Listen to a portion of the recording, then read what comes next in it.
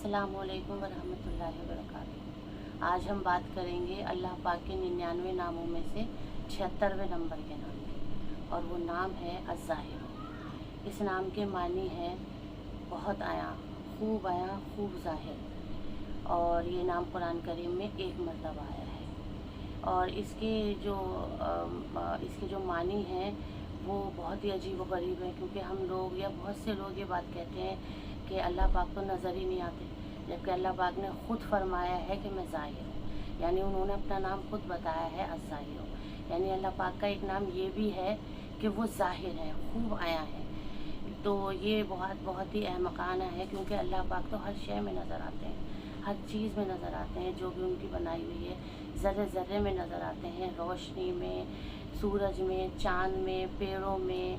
एक ही ज़मीन से दो तरह के फल निकलते हैं और दोनों के ज़ायक़े अलग अलग होते हैं। जैसे कि सेब है, उसका ज़ायक़ा अलग है, अंगूर का ज़ायक़ा अलग है और अनार का ज़ायक़ा अलग है। तो ये हर चीज़ हमें ये दिखाती है कि अल्लाह पाक हैं और वो हर चीज़ में नज़र आते हैं हमें।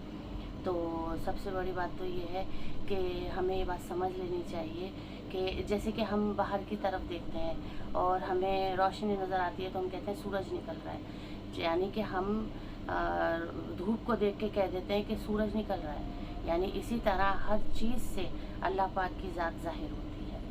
और इस नाम के पढ़ने के बहुत से बेनिफिट्स हैं। सबसे बड़ा फ़ायदा तो इस नाम का ये है कि इस नाम के पढ़ने वाले की बिनाई तेज़ होती है, नज़र तेज़ होती है।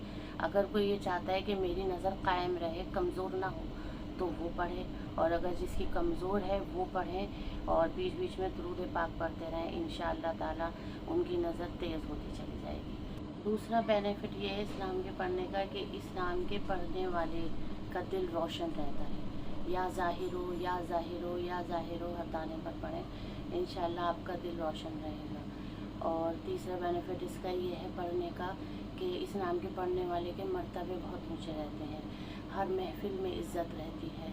अल्लाह के हर नाम के पढ़ने वाले के ही मर्तबे ऊँचे हो जाते हैं। और इस नाम के पढ़ने का भी एक बेनिफिट ये है कि इसके इज़्ज़त होगी। अपने ऑफिस में जाएगा तो वहाँ पर बॉस इज़्ज़त करेंगे, हर जगह इज़्ज़त होगी। तो और बीच बीच में दुरूद पाक तो पढ़ते ही रहें। आपको ये बात मालूम ही है कि दुरूद पाक तो पढ़ते ही रहना है, और हर नमाज में नमाज की पाबंदी करनी है, और हर नमाज के बाद दुआओं में इस दुआ को शामिल कर लीजिए कि मेरी बिनाई तेज़ हो जाए, या मेरा दिल रोशन हो जाए, या मुझे अल्लाह पाक मुझे इज़्ज़त और मर्तबे दे। तो अब मैं आखिर में ये दुआ करती हूँ कि या अल्लाह मेरे पाक परवरदिगार फ़लस्तीन के मुसलमानों पर रहम फरमाइए, उनकी मदद फरमाइए, बैतुल मुक़द्दस की हिफाजत फरमाइए, और वैसे भी दुनिया में जहाँ जहाँ भी मुसलमान हैं अल्लाह पाक उन सब की मदद करें, हिफाजत करें। जो बीमार हैं उन्हें शिफा अता फरमा दीजिए रब्बुल आलमीन, आमीन।